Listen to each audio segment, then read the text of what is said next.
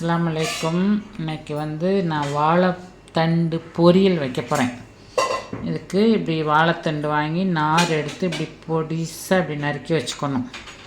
அப்புறம் பாசிப்பருப்பு கொஞ்சம் ஊற வச்சு எடுத்துருக்கேன். இது சின்ன வெங்காயம், தக்காளி கொஞ்சம், அப்புறம் கொத்தமல்லி, கருவேப்பிலை, பச்சை மிளகா தான் காரம். இப்போ செய்முறை விளக்கம் உங்களுக்கு காட்டுறேன். ரீஃபைண்ட் ஆயில் ஊற்றுறேன், 2 ஸ்பூன் போதும். ரீஃபைண்ட் ஆயில் இல்லைன்னா தேங்காய் எண்ணெய் ஊற்றிக்குங்க, இந்த ரெண்டும் நல்லாயிருக்கும். சரியா? கடுகு போடுறேன், வெங்காயம் போடுறேன், வாழைத்தண்டு பொரியல்,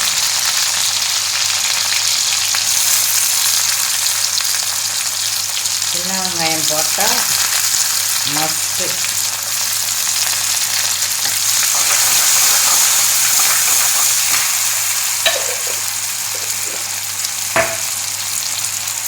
கருவேப்பிலை, தக்காளி,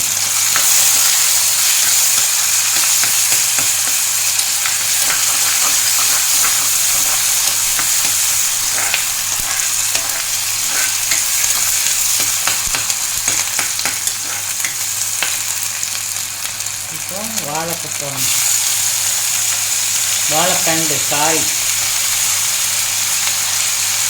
வாழைத்தண்டு, பச்சை மிளகாய் எல்லாம் போட்டாச்சு.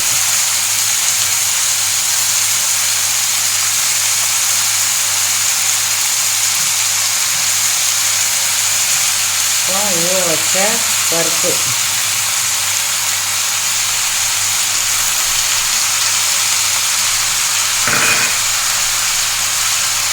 அப்புறம் உப்பு தேவையான அளவு.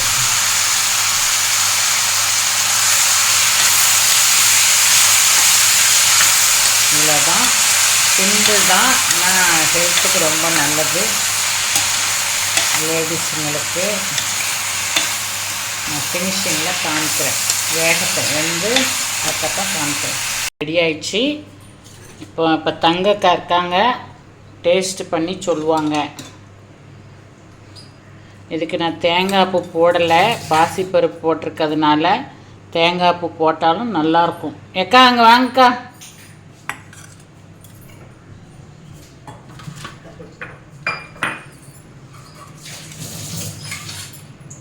அக்கா டேஸ்ட் பண்ணி சொல்லுவாங்க.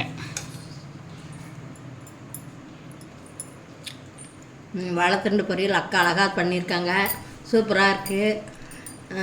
இது நாள் வரைக்கும் அக்கா சமைச்சதை நான் சாப்பிடல, இன்றைக்கி தான் சாப்பிட்ருக்கேன் வாழைத்தண்டு பொரியல். இதே போல் நீங்களும் செய்யுங்க, சூப்பராக இருக்கும்.